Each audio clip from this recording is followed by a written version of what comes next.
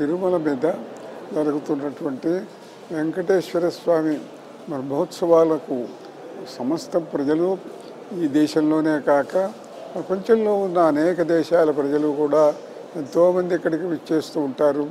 ఆ మహత్తరమైనటువంటి అవకాశాన్ని వినియోగించుకుందాము, స్వామివారి దర్శనము చేసుకుందామని, ఉత్సవాలలో పాల్గొందామని. చాలా సహజమైనటువంటి అంశం. వెంకటేశ్వరుడు కలువు వెంకటనాయక.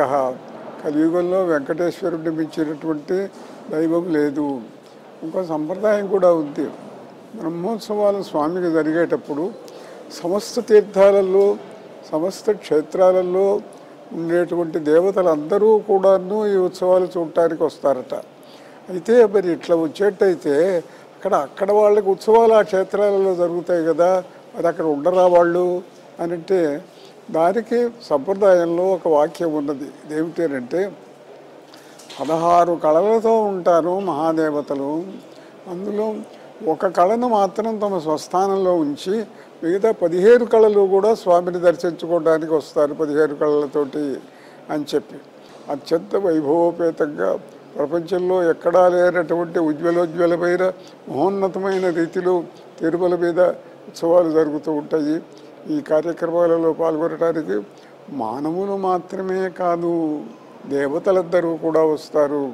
విద్యాధర అప్సరో యక్షరక్షో గంధర్వ కిన్నరాః పిశాచో గుహ్యక సిద్ధో భూతోవి దేవయోరయ.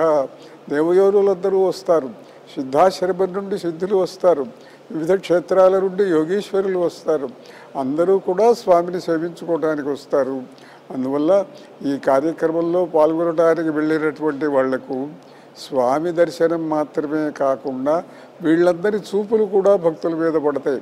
వాళ్ళు కనిపించినా, మనకు కనిపించిన సామాన్య మానవులకు కనిపించినా కనిపించకపోయినా వాళ్ళకు వీళ్ళందరూ కనిపిస్తారు. వీళ్ళందరినీ చూస్తూ ఉంటాను.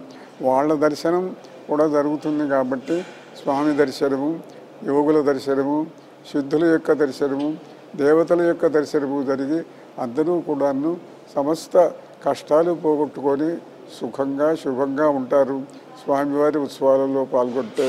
కనుక అందరూ కూడా పాల్గొందురుగాక. శుభమస్తు.